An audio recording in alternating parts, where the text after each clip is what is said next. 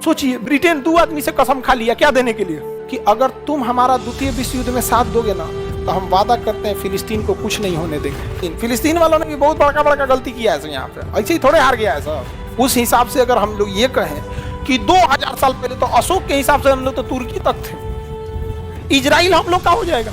यहूदी सब परेशान हो गए से कि भागा कहाँ जाए यहाँ पर, तो यहूदियों को पकड़ पकड़ के वहाँ पे और उनसे दिन रात काम करवाता था। यूएनओ समझौता करेगा, यूएनओ को समझौता किया, कहा कि एक काम करिए 51% फिलिस्तीन को दे दीजिए, 48% इजराइल को दे दीजिए, 1% जेरूसलम में यूएनओ अपना ऑफिस खोल देगा। इजराइल को रहने के लिए अपना जगह मिल गया, 2000 साल पहले वहाँ आ गया। इसमें इसको दिक्कत हो गया। फिलिस्तीन वालों की एक सबसे बड़ी गलती हो गई कि वो अरब वालों पे भरोसा कर लिए।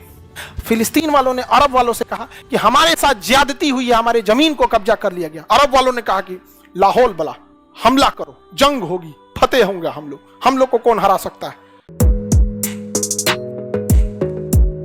कौन सा? इजराइल। अब ये इजराइल में कौन लोग हैं यहाँ पे? यहूदी, अंग्रेजी में ज्यूज।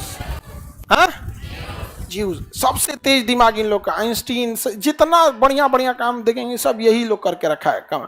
अब पहले यहाँ पे ना एक देश था जिसका नाम था फिलिस्तीन। क्या नाम था? फिलिस्तीन। फिलिस्तीन वालों ने भी बहुत बड़का बड़का गलती किया है यहाँ पे, ऐसे ही थोड़े हार गया है सब।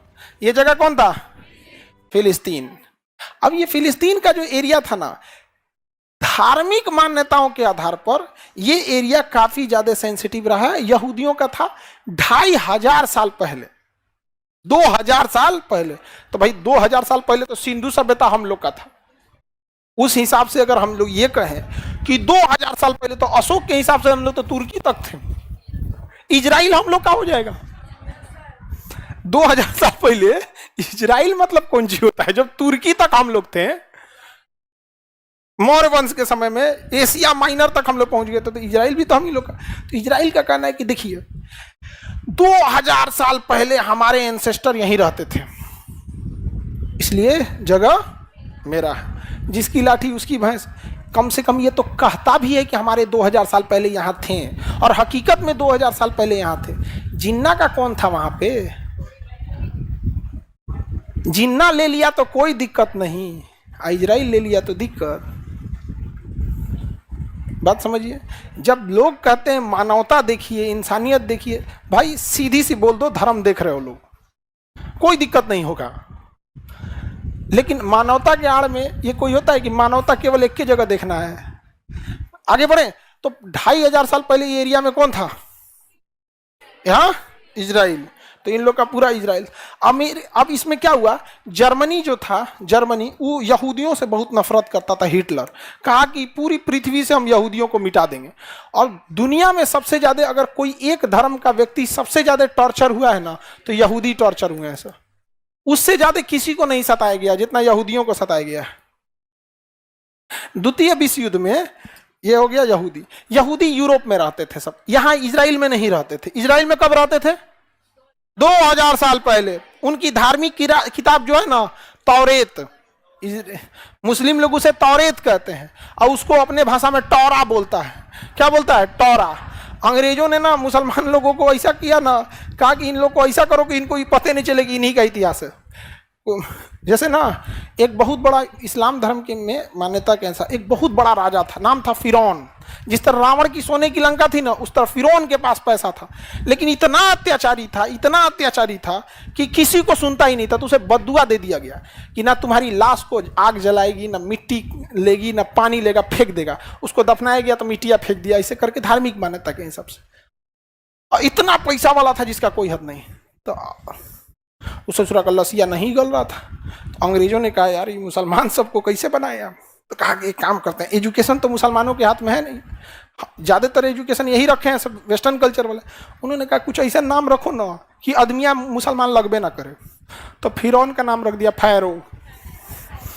फिरौन का नाम क्या रख दिया? फैरो। अब वही लोग पढ़ते हैं ना।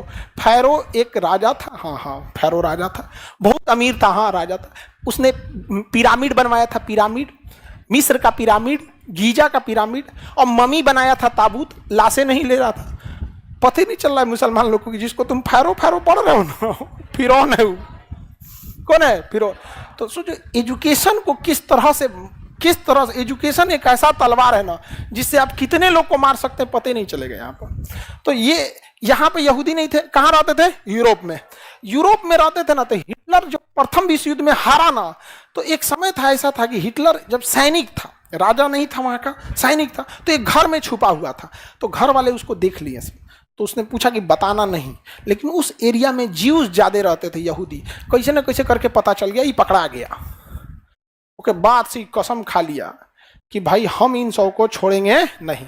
दूसरी एक और बात कि जब ब्रिटेन जर्मनी पे मार रहा था तो पैसे से यहूदियों ने ब्रिटेन की मदद किया था।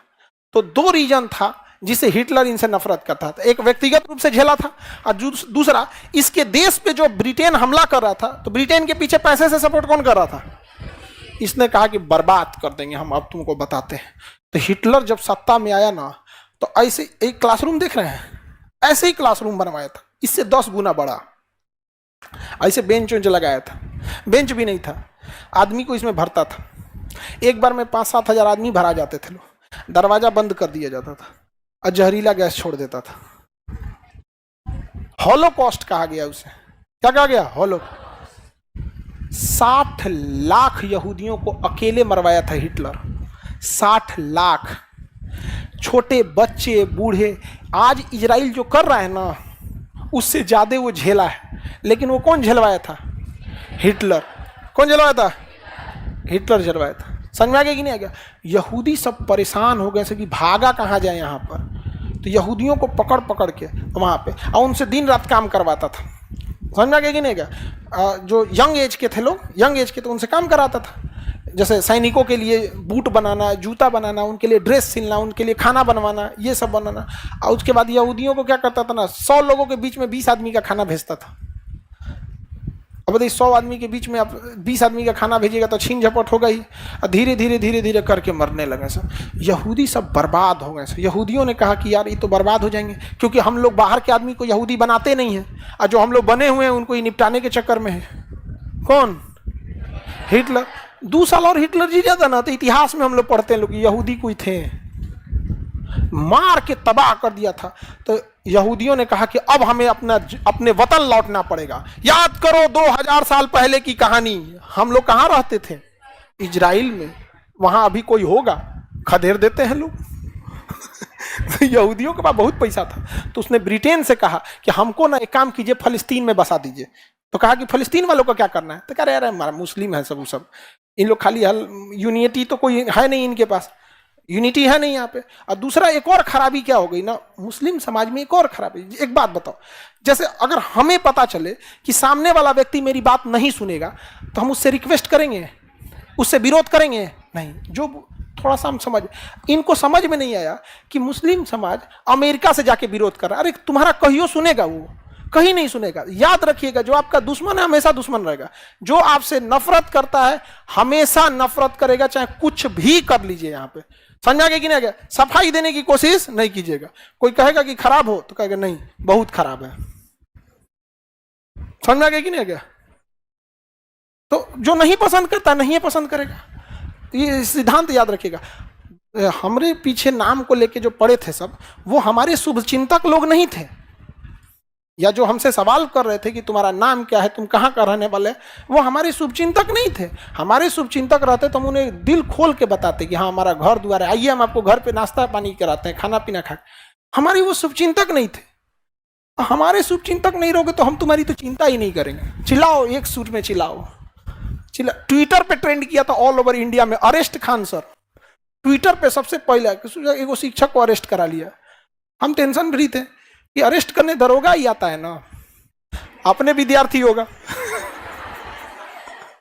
अरे बिहार में हमको अरेस्ट करने को, जर्मनी से पुलिस थोड़े आएगी, बिहार से आएगी। यहाँ किसी दरोगा से पूछ लिया, अरे सर, हम कहे बबुआ रह दियो हम। लेकिन कहने का सेंस क्या है, इससे बस हम आपको ये बताना चाह रहे हैं कि दुनिया चाहे खिलाफ हो जाए, अपने आप में एक चीज याद रखिए, जो आपको नहीं पसंद करता है उसे मनाने की कोशिश कभी मत कीजिएगा, आपको कभी पसंद नहीं करेगा। आज ससुरा हम चाहे जितने बड़े मंच पे चले जाएं, हमसे लोग पता नहीं क्यों पूछते आपका नाम क्या है, हम उनका जवाब दे देते। और कभी कभी मुकरते खराब भी लगता है, लेकिन हमको उन लोगों का चेहरा याद आता है जो दिल में नफरत लेके हमसे सवाल पूछ रहे थे। हम कहें इनके जवाब देंगे ना तो उनका भी जवाब मिल जाएगा। हमसे नफरत करोगे, तुम्हें पता नहीं है, इतनी सा करोगे ना। खैर अपना जगह पे अपना अपना अपने अपने जीने का सिद्धांत है, जिसको जैसे जीना चाहे। अब यहां पे क्या हुआ, यहूदियों ने कहा कि भाई मुसलमानों में कुछ करोगे, कुछ नहीं करेगा ये लोग, खाली यूनिटी बनाएगा, हल्ला कर देगा एक दो बार यहां पे। तो कहा कि भाई यहूदियों ने कहा कि हम पैसा देंगे ब्रिटेन को, तो ब्रिटेन पैसे से कमजोर हो गया था। तो ब्रिटेन ने कहा यहूदियों को कि तुम अगर हमको पैसा दोगे ना तो वादा करते हैं कि तुमको हम फिलिस्तीन में बसा देंगे, और चाहे भले फिलिस्तीनियों को मारना पड़े मार देंगे हम लोग यहाँ। तो कहा मारिए ना महाराज, 2000 साल पहले गए थे। तू कहा कि तुम लोग चल क्या गया, कहा 2000 साल पहले कैसे चल गए थे हमरा क्या पता है। अभी आप ही को कोई कहेगा, अभी हम ही लोग के रिश्तेदार में कहीं कोनो अशोक का रिश्तेदार होगा, क्या पता, कोई चंद्रगुप्त मौर्य का, कोई राणा प्रताप, कोई पृथ्वीराज चौहान। अरे वंशज अगर निकाल लेंगे लोग तो बहुत निकलेगा कि नहीं निकलेगा, कहीं ना कहीं से कोनो रिश्तेदार निकल जाएगा, जिसे पता नहीं हमरे में कौन चंगेज खान का निकल।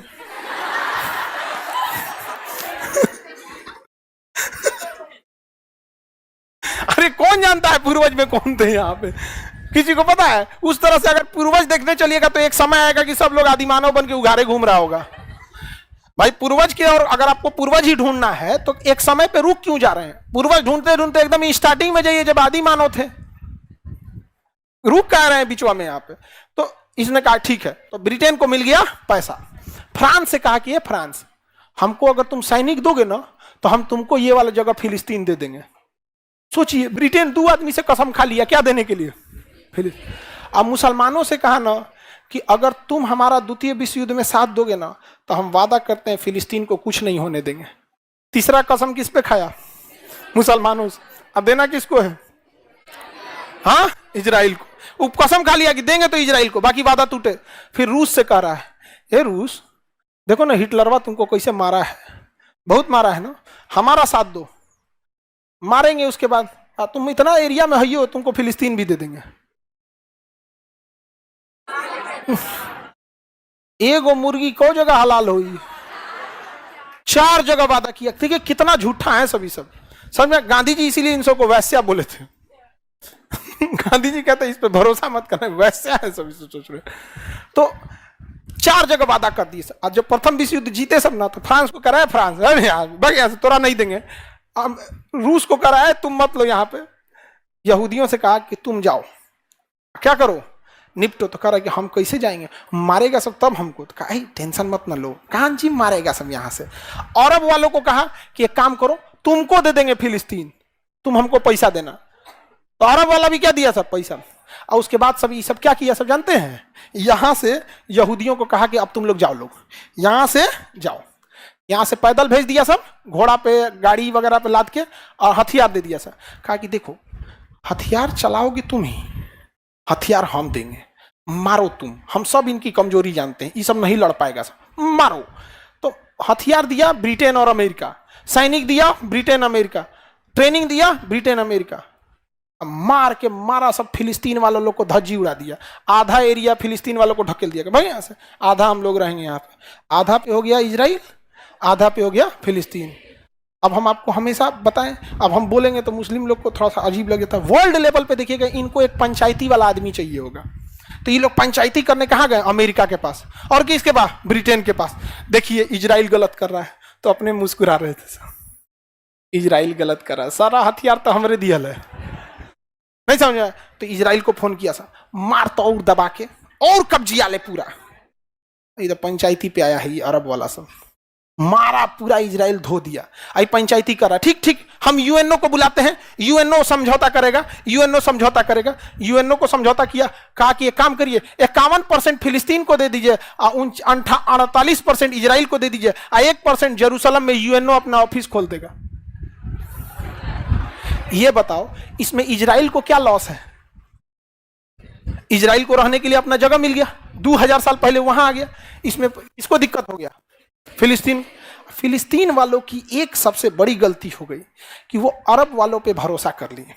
फिलिस्तीन वालों ने अरब वालों से कहा कि हमारे साथ ज्यादती हुई है, हमारे जमीन को कब्जा कर लिया गया। अरब वालों ने कहा कि लाहौल बला हमला करो, जंग होगी, फतेह होंगे हम लोग को कौन हरा सकता है। चल दिए लोग यहाँ पे, इन लोग को लग रहा था कि फरिश्ता आएंगे, लोग अपने आप को बिना तैयारी के लड़ लिए लोग यहाँ पे। अमेरिका को पता था इनके पास कितने लेवल का हथियार है, तो इन लोग के पास जो टैंक था वो 1 किलोमीटर मार कर सकता था, तो अमेरिका ने इनको टैंक दिया इजराइल वालों को जो 1.5 किलोमीटर मार कर सकता था। अब इजराइल का टैंक सामने खड़ा था, उधर से अरब वालों का टैंक मारता था तो 1.5 किलोमीटर अगवे गिर जाता था।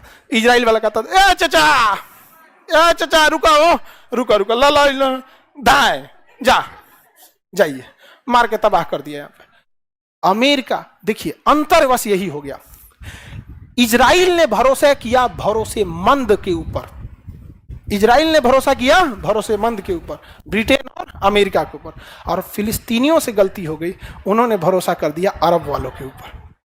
तेल खत्म, खेल खत्म। समझ में आ गया कि नहीं?